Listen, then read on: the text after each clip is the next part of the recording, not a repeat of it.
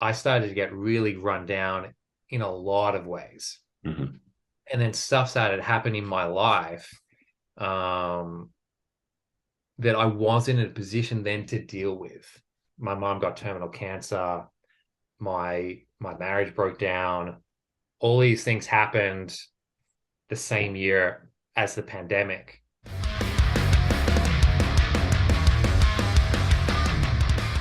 So I have the wonderful Tim Charles of Ne Obliviscaris with me today. How are you, my friend?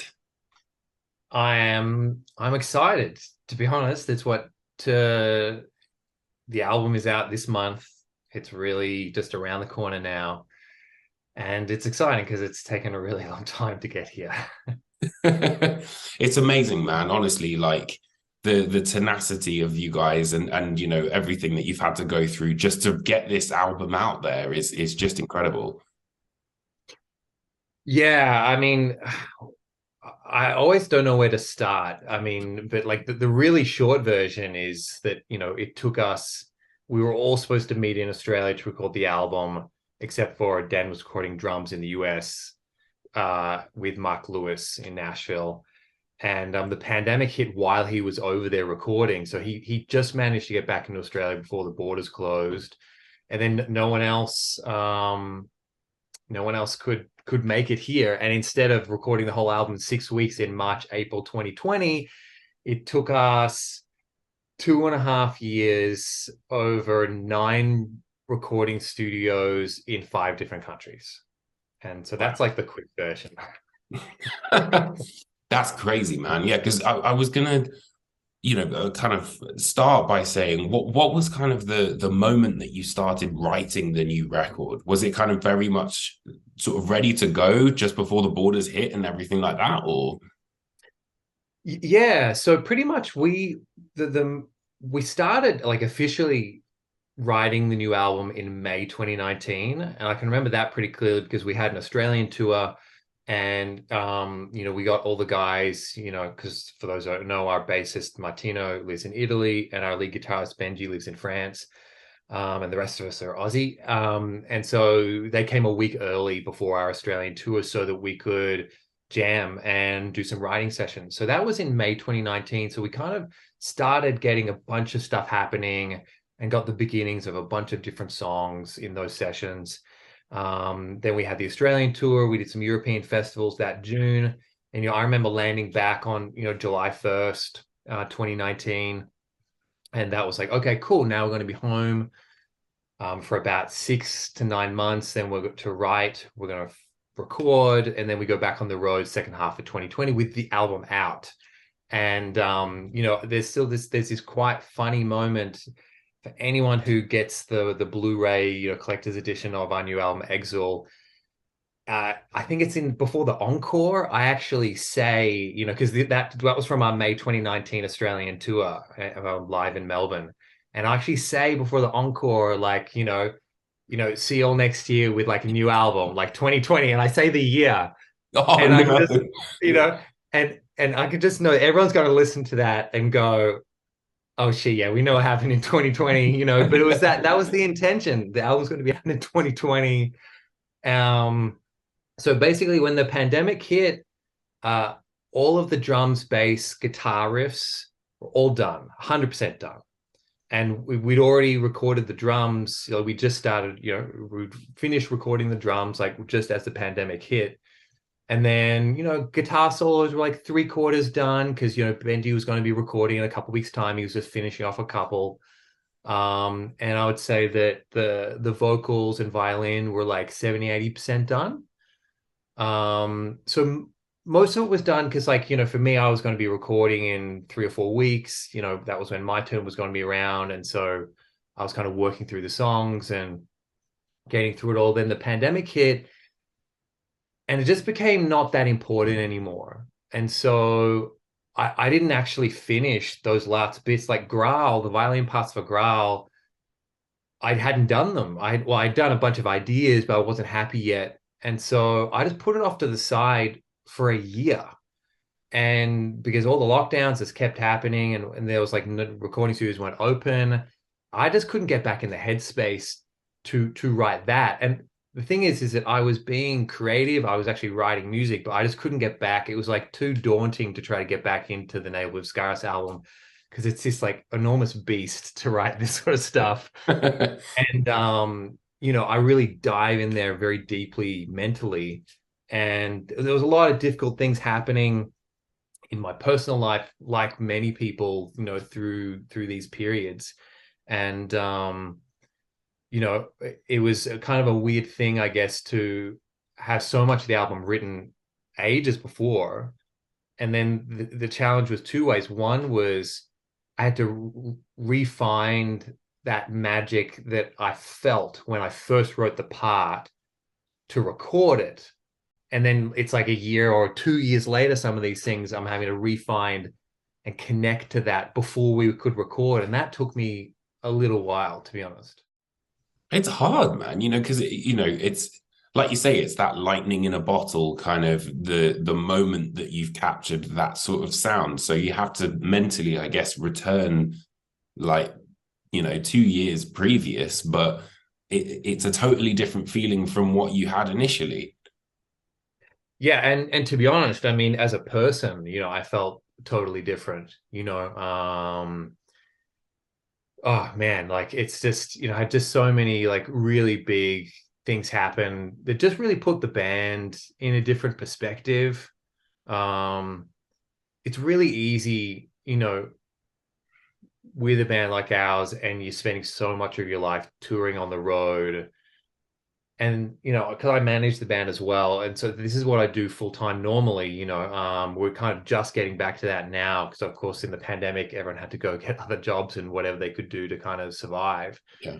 But, it can get really all encompassing where it feels like the most important thing. And I think one of the good things over the last few years was, for me, it was just kind of the ability to just spend time at home with my daughter and realize that I could be really happy as a human, just chilling out with my daughter and with none of the band stuff.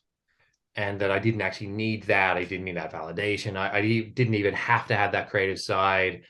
And so then when things started to open up again, it was that ability to go, well, how do I reconnect to this side of what I am and what I've always loved doing in a healthy way that then balances all of that? And so then it's going, okay, how do I manage this for my family that's in a way that is healthy and for myself is healthy? Because I was so run down and worn out when the pandemic hit. It was the first time I got to stop for such a long time.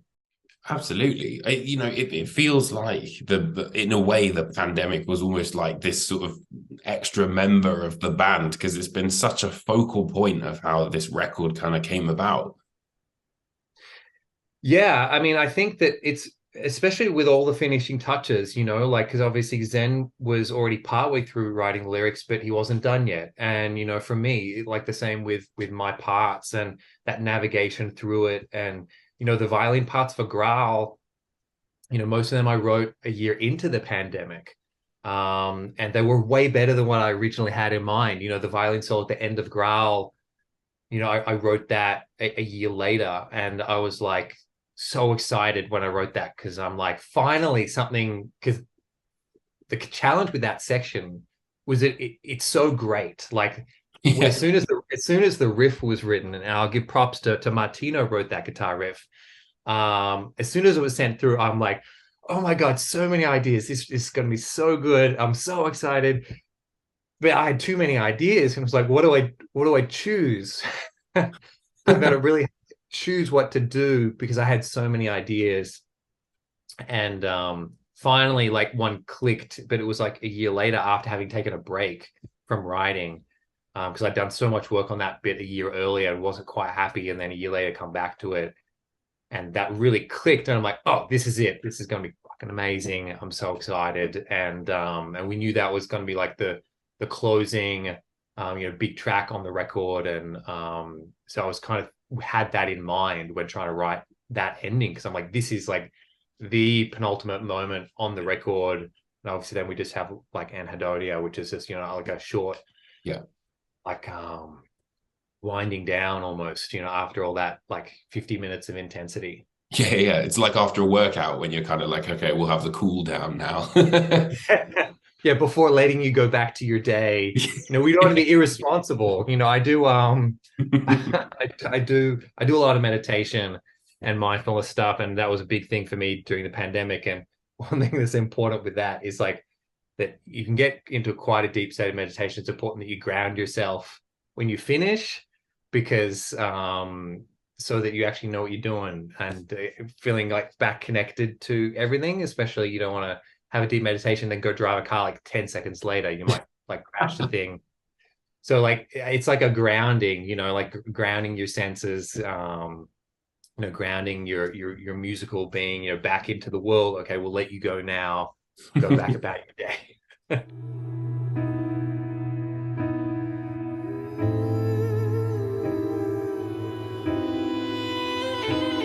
It's interesting though, because I was actually going to mention about the meditation stuff because, does that kind of is for you, Ne Obliviscaris, quite meditative, or is it sort of very kind of like the opposite? Good question. It is it is meditative in the sense that it requires a singular focus. So instead of, say, the management stuff where I'm going, okay, I've got to check all of these different areas of the band and make sure everything is going well, make sure our merch is arriving for the pre-orders in all these different stores. And, there's a lot of different little things. Whereas with the creative side, I need to delve really deeply into that headspace and stay there in order to connect, because I'm like trying to imagine how these songs are going to be in a fully mixed and mastered recorded version. So like Misericorde 2, when I was writing most of that one, like the demos don't sound that great, right? And I remember having to kind of talk to some of the guys, because there were some bits like, I don't know. And I'm like, this is like one of the best things like that I've ever done, but this is what it's gonna sound like. But the demo doesn't really sound like that. The ability to really connect in imaginatively to that creative side, and having that singular focus Mhm. is a big part of, I guess, trying to pull this music off, I guess, for me. Well, yeah, I mean it's hugely demanding music in every sort of sense of the word, and it kind of ties in nicely because I was going to speak about Misericorde because it's amazing, man. I love the big suites, like Devour Me Colossus and things like that. Do you kind of is it one of those things where it kind of organically happens that you end up writing these sort of two-part epics, or is it something that you kind of think about, or what's kind of the process behind it? Yeah, so I think about it in the context of that I'm always kind of trying to write an album that never stops. So every time we write, ever since Citadel, because Port of I wasn't like that. Port of I was just a collection of the best songs we wrote over the early part of our career. And so it was like, these songs, we just put them in a way that worked. Whereas from Citadel onwards, when we're writing more in a condensed period, it was always thinking what songs opening the record, what could flow next. I'm always thinking about the track listing from very early on, and trying to make sure we have songs that fit into that. And normally that happens organically, where we have 3 or 4 songs and it's like, yep, this one feels like a great opener. This one's in the same key, and hey, that beginning actually flows really well from that one. We put them next to each other. So I'm always thinking that way with all of the stuff that we write. In regards to some songs becoming like two-parters, it's definitely like my like fault. As far as like, every single two-parter, the beginning of the second part for every song we've ever written that's in a 2 or 3 part or whatever, it's always been my idea. And the amount of times where the other guys have been like, oh, hey, cool, like we have, like with Painters of the Tempest, right? Painters of the Tempest part 2 was a 7-minute song, like the first, what we call movement 1 of part 2. And all the guys were like, oh, hey, we managed to write a song that was only 7 minutes. That's cool. And then I was like, but what if? And then there was like, and then it ended up being 23 minutes. But all of those what if we did this, that's always, I guess, like me thinking about what if the music just keeps going? And Mhm. I love stuff that flows. Like a lot of my favorite albums, Dream Theater Scenes from a Memory, Between the Buried and Me Colors, Pink Floyd Dark Side of the Moon. Like these albums don't stop. There is not a moment of silence through the record. These are concept. I mean, they're all concept records essentially that go from start to finish. But it doesn't have to be a concept album to flow musically. Um, and so like with Misericorde, specifically, that was part one, and that was a song, and that was done. And then I'm hearing the ending and I'm going, oh, if you just, and I'm listening to the demo and I was sitting at the piano and I just started playing around the piano. And originally it was me playing the piano and singing. And I just like, started playing around with some ideas for that. And then from that piano chord progression, got together with the guys. This was in May 2019 and taught them that progression on the guitar. And we jammed that progression on the guitar. And I did a violin solo. And okay, Benji, your turn. You do a clean guitar solo. And then, okay, cool, maybe go to distortion about now. And then after another minute or two, it's like, okay, now we got to make a change. And we had we recorded that jam session and we had like a recording of an initial jam of the whole of part two with just improv solos and with sometimes me calling out about, oh, maybe like do this or whatever. And we're just like improvising and working it out as we went along.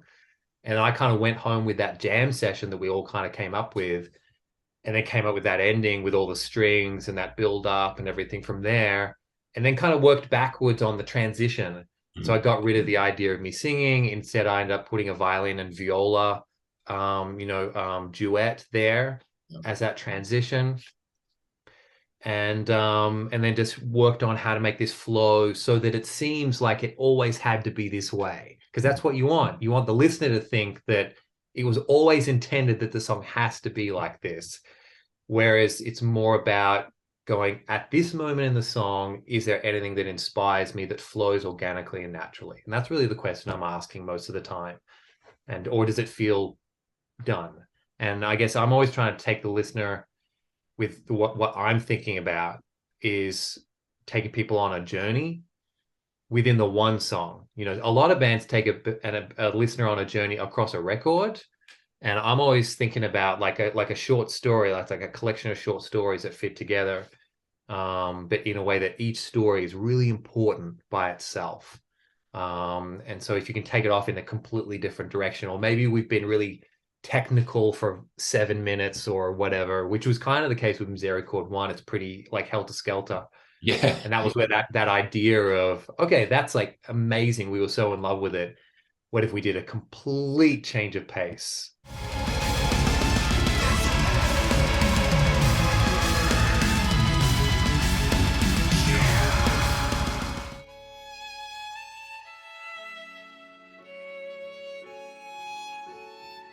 But it's so interesting as well because obviously it's incredibly technically demanding, but it's not kind of devoid of emotion or anything like that. I think it's hugely emotional. Like when you listen to a Neo album, like you said, it kind of undulates and all this sort of stuff. It's amazing.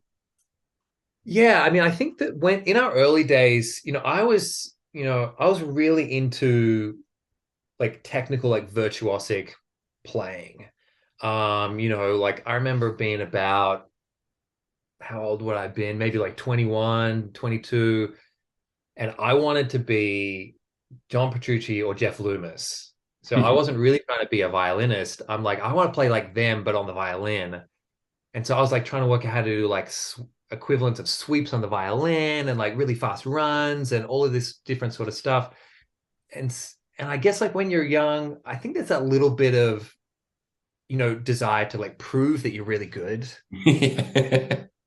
And then after a while, that wore off, I think. And so like even on Portal of I, like there's some violin parts that maybe like that they sound good, but like I don't write some parts like that anymore because I prefer other ways of writing because I think it suits, suits the song, serves the song better and serves how things sound live better and all this sort of stuff.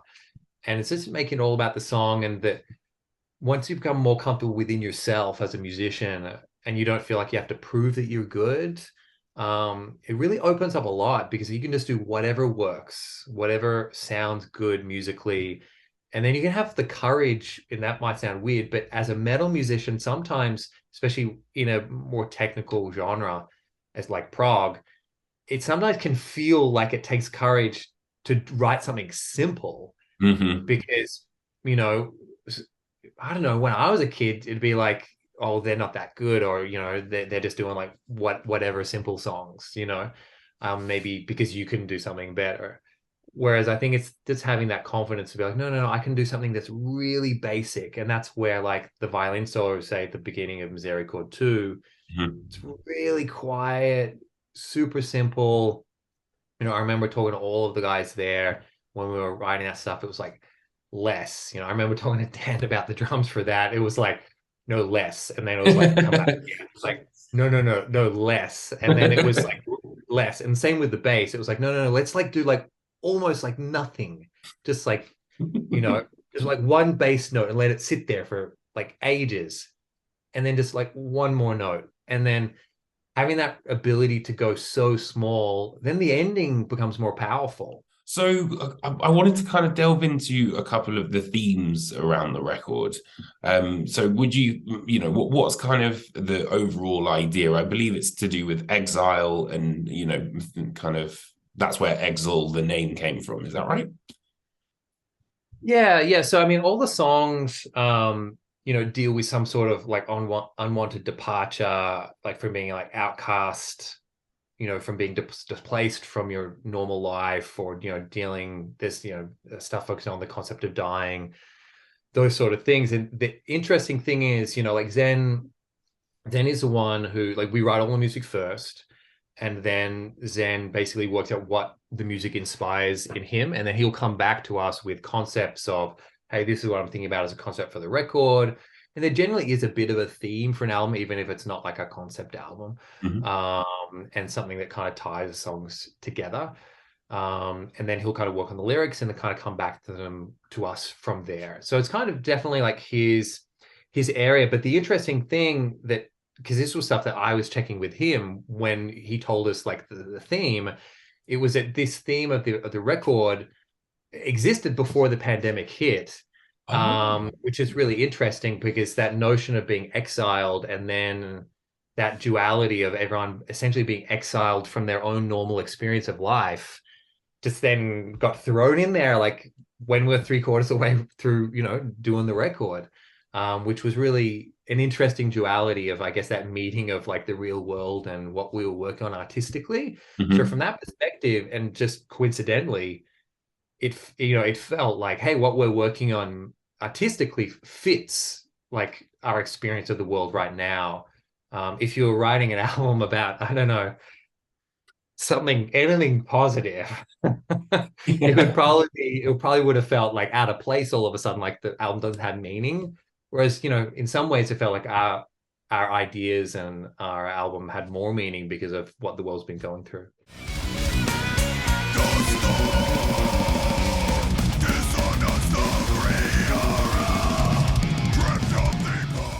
So one of the things I've always really, really admired about the band is the Patreon aspect of everything. I think that you guys were very much spearheading the Patreon idea, and particularly in metal. And I was wondering, you've had probably so many experiences. What's been, a couple of your top? um, it's just that honesty, right, that we have with our fans about like the reality of the way things are. And that was really how it all started.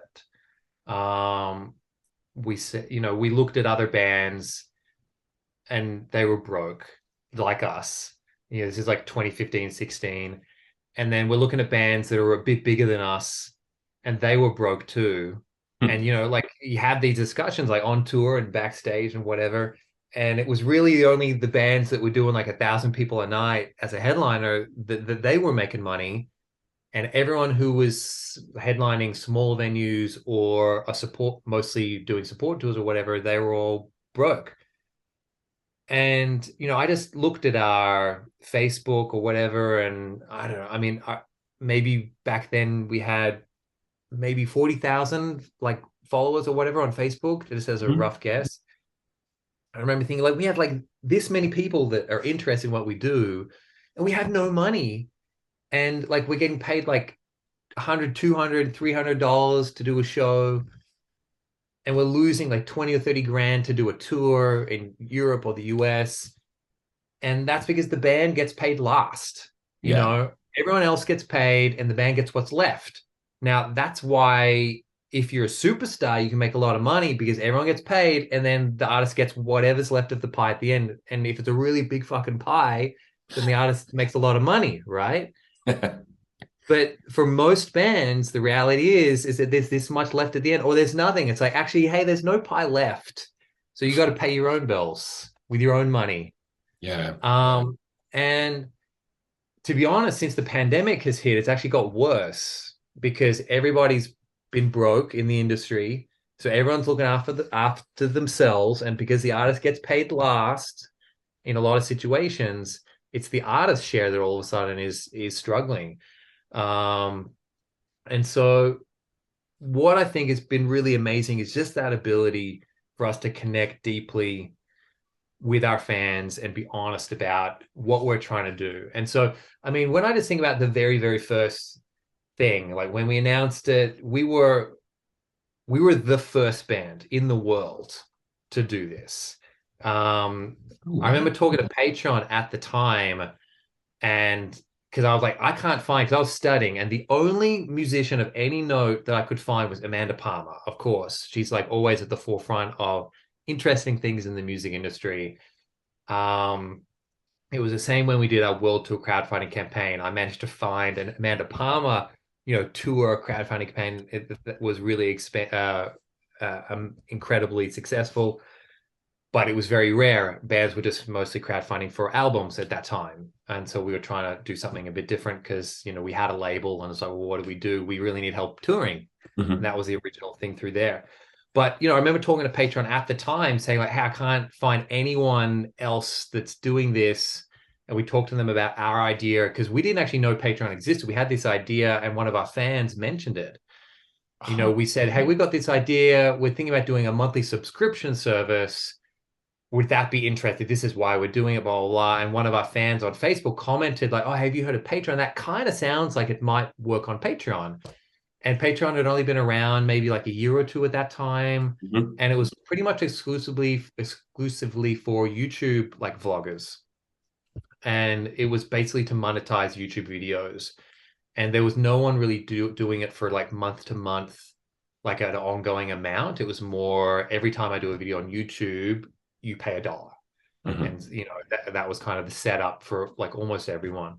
We literally said we can't keep doing this because we're broke, and we already did a world tour crowdfunding campaign. It doesn't make sense to do another crowdfunding campaign every year. Yeah. We need an ongoing connection with our fan base, and this is our idea. We know it sounds a bit crazy and that no one has done it this way before ever in the whole music industry in the world. And our fans flocked to it. And like within a month, we had like 7,000 US monthly subscribers, and we've averaged that pretty much ongoing. That's literally what we are right now. We're like 7,072. I'm looking at the thing right now. US per month. Like we've averaged that. It goes up and down. Obviously, went down during the pandemic. As soon as we put out Equus, it went up from 4,700 back up to now over 7,000. We've got a Wow. bunch of stuff in the works to keep that going. But in Australian dollars, like that's a bit over 10 grand, or that's, I don't know, it's about a bit over maybe a 5,000 6,000 pounds. Mhm. Um, and that's every month. Now, the reality for us is that, as a collective, our fans bought into our idea of how we want to run our band, even though it was different. And the great thing with that is that then there's this kind of, trust that develops with that where we can openly and honestly talk about where we're at. And that's really amazing. So that's on the kind of the big sense. When I think on a small sense, it's going to, I guess, like I was thinking something more recent. So just yesterday, one of our like big supporters on Patreon, and he literally signed up the day we launched it, and he's still there. And he's a really big supporter on our Patreon, and we always catch up with him in person. So we know him really well, like as a Yeah. person. And he just got married, and he sent me a video of like him like walking the exit music after they've just got married, and he used like part of like the beginning of Eerie from Earn. Wow. And he sent me this little 2-minute video of like everyone walking out with Eerie playing, and it was just like it was just a beautiful video, and with our music there, but it had this meaning behind it because this is a fan of ours that we've hung out with. We've had a bunch of shows. You know, he actually came to Florida when we were mixing Earn. We actually flew him out to come sit for a day in the studio with us while I was mixing the album with Mark Lewis. So know him really well. So there's a fan that you then have this personal connection with, in a really strong way, because it's not just a fan, Mhm. it's like someone that's like a friend of yours. And there's a lot of different stories I could make like that one of like an individual person who, has kind of been involved in our lives in some way, whether we've stayed at their house or whether they've done something really nice for us, or whether something's happened, for us or them. It's just, there's a lot of like, beautiful experiences that have come with that. Yeah. But it all comes from that kind of, macro sense of just that we had like a whole ton of fans that just bought into this idea. And the funny thing is that how our launch went 7 years ago was that it got announced and it was hugely successful. We got like $3,000 or $4,000 worth of subscribers in like 2 days. And then we had this huge backlash where, especially in Australia, we had all of these people criticizing us, especially bands, people in other bands, feeling like we were like, trying to skip ahead, or we should be broke, or, as if like, you got to pay your dues. There was a lot of people Mhm. in the industry that had that sort of vibe that, oh, you haven't paid your dues. And we're thinking like, fuck, man, we've been doing this for 13 years. We haven't made $1 ever. I was trying to explain that to my daughter the other day that, I did not get paid $1 ever for this band for 13 years, Wow. or what, 12 and a half, you know? And I was like, oh, it's just a hobby. And then we would lose money on a hobby, but you can't lose money on stuff forever. Like, I got an 11-year-old kid. Do you know what I mean? Like, Yeah, I yeah, spent my yeah. whole life studying music. I went and studied a Bachelor of Music with honors in classical violin performance so I could make my living as a musician. And just finding a way to do that by being honest and transparent with our supporters has been an amazing thing.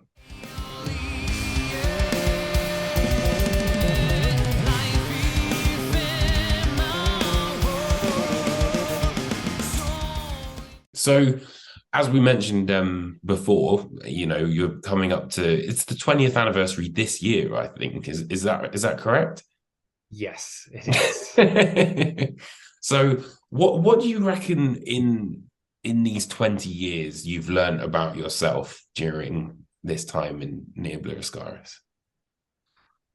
So I guess when I think about that, it's like at that time, okay, so at 21, I was really sick. I was really sick. I had chronic fatigue syndrome. I had been I was taking a year off from university and from playing the violin because I was too unwell to play the violin. I couldn't stand up and play for more than 10, 15 minutes without like it really affecting me negatively in a big way. Like, I got glandular fever really badly when I was 20 at the end of my first year of uni. And then I all of a sudden I couldn't get out of bed for months. It was like it was really bad. It was really, really bad. And it's not something, not that many people kind of know about, like myself and the history with the band. But the reality was that, so when I started playing with the band, that was in that year where I couldn't study. I had to take a year off my performance studies because I wasn't well enough, and I wasn't really doing much violin. And I kind of came across Zen online, and the band kind of got started, and that was kind of me getting back into trying to do something for fun, even though my body was telling me to kind of get fucked. Um, but when I think about that, it's that there's two different things. So when I really think about my overall arc as a human being over that time, right? There's two different elements to it. One, I always thought this was the main thing, right? I'm a very driven person. And so I remember listening to Scenes from a Memory by Dream Theater and listening to some of John Petrucci's solos and going, and I was really sick, right? I was really sick at this time. And I remember going like, screw it.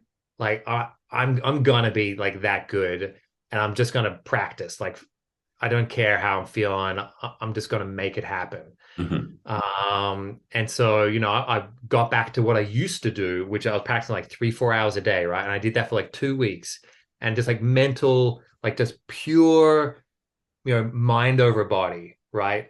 And just even though like how sick I was and what happened, of course, because I had chronic fatigue syndrome, which at its worst can be, really severe long-term illness.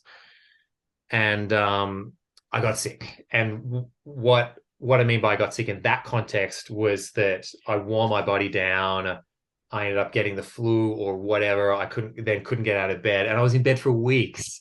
Oh man. And it was this thing where that was my cycle, right? For years, that was my cycle where I was so desperate to be a musician. I was so desperate to keep improving as a violinist, to write my own music, to do the band, all these sort of things. I just refused to say no. But what that meant was that I would push and I would push, and then every now and then my body would just break down. I would just completely burn out, and I would have to take extended breaks.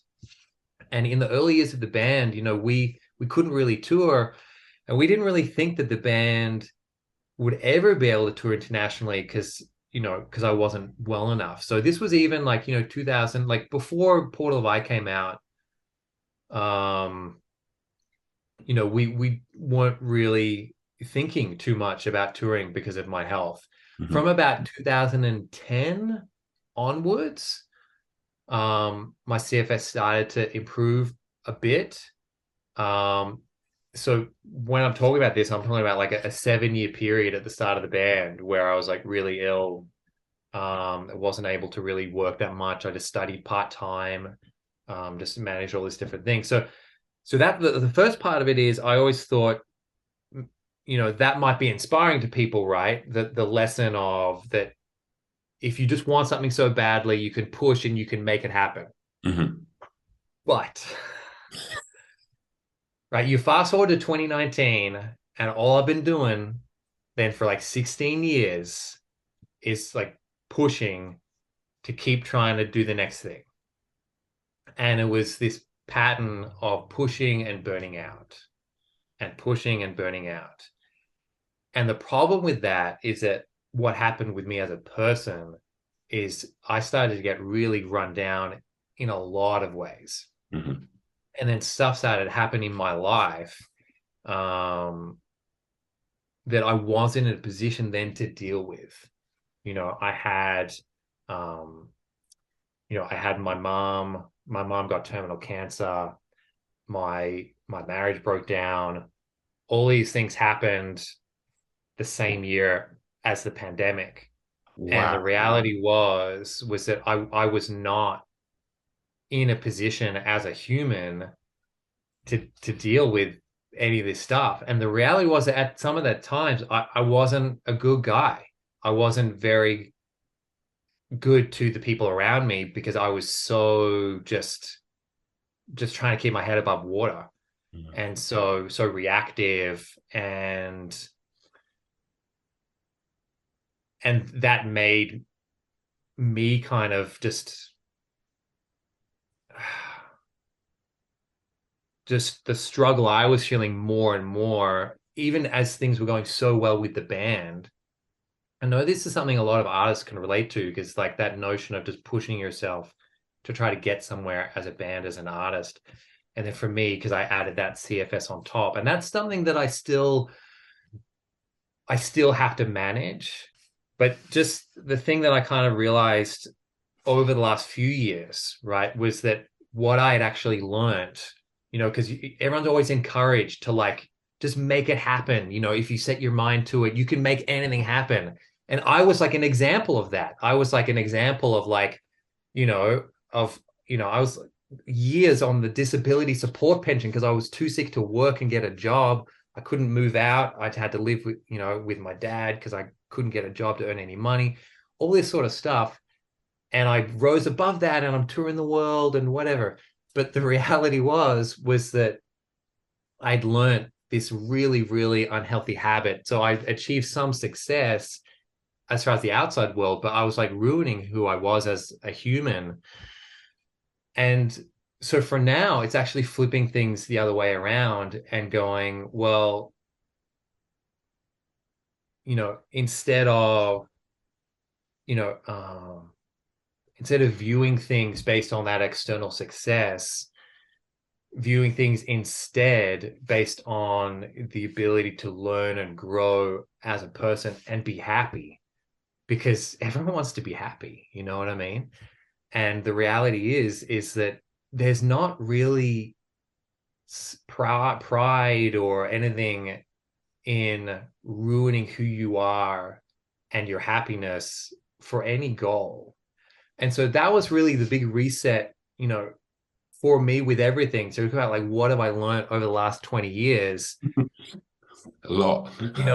If you work, you can achieve stuff, right? But the thing that I've learned more than anything is that it's not worth it unless you do things in a way that contributes to the happiness and the health of yourself and those around you. Do you know what I mean? Like I've got a responsibility, and not just to me, but my family, my daughter and those involved in my life, my bandmates, my friends, to look after, because when you look after yourself, you can be there for others.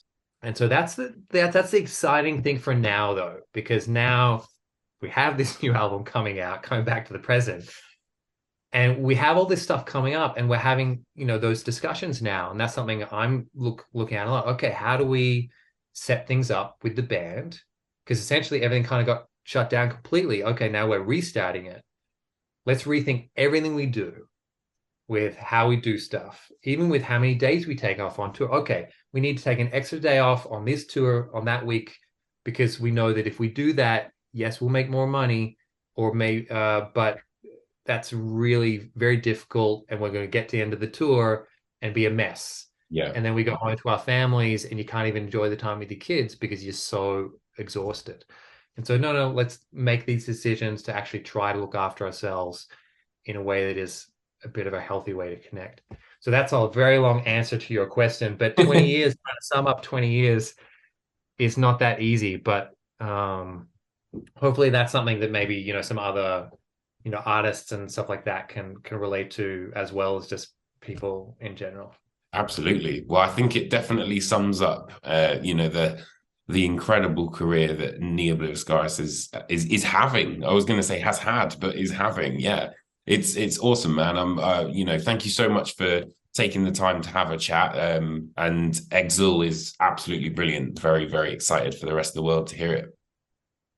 Thank you very much. Pleasure to talk with you as always. No worries, man.